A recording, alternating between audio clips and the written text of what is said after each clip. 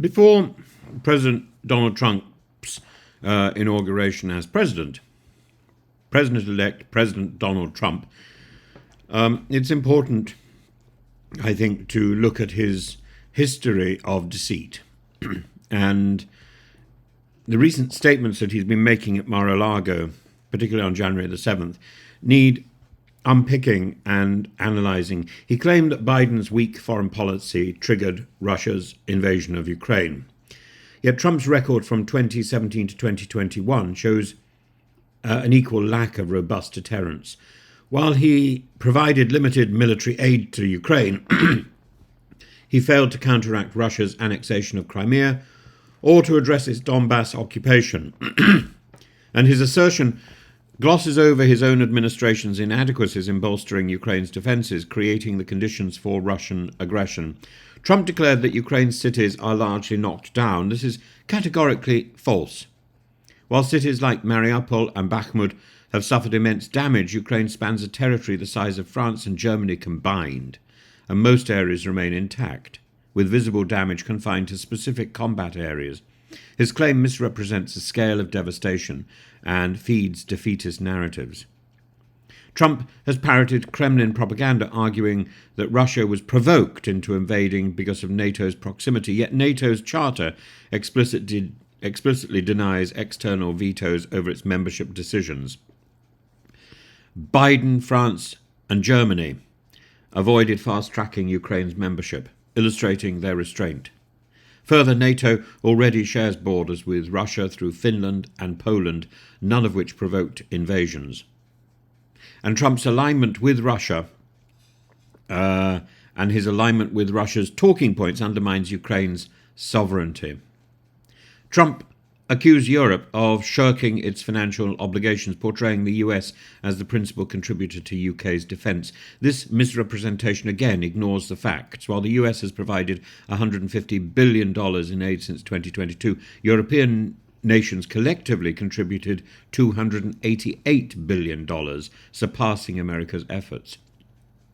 Additionally, Europe has spent over $100 billion supporting Ukrainian refugees, while the US has not.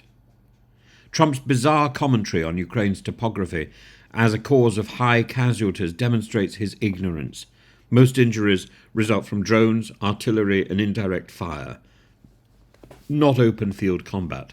His description trivializes the complexity of modern warfare and mischaracterizes the nature of casualties in Ukraine's diverse terrain. Trump's broader foreign policy, his policy about Ukraine, mirrors this pattern of inconsistency.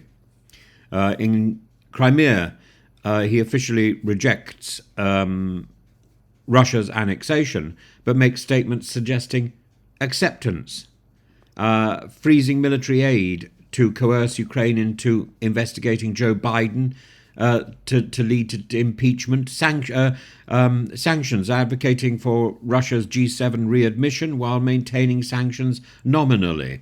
These contradictions eroded US credibility under Trump, emboldened Putin, and destabilized NATO's Eastern Front. Trump's misrepresentations serve not as blunders, but as calculated maneuvers to shape narratives that promote Trump.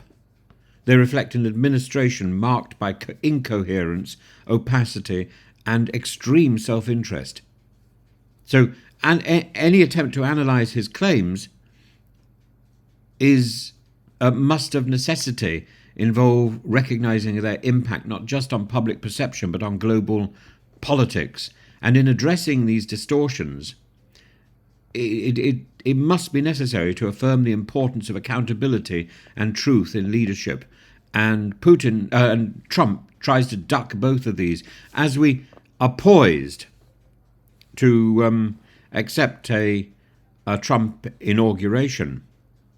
And all these promises that the future is going to be so much better, that he's going to solve the special military operation in Ukraine, that he's going to persuade Putin to withdraw, all of this is pie in the sky.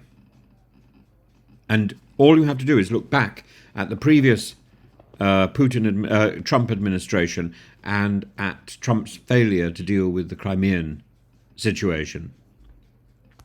Trump is all bluster.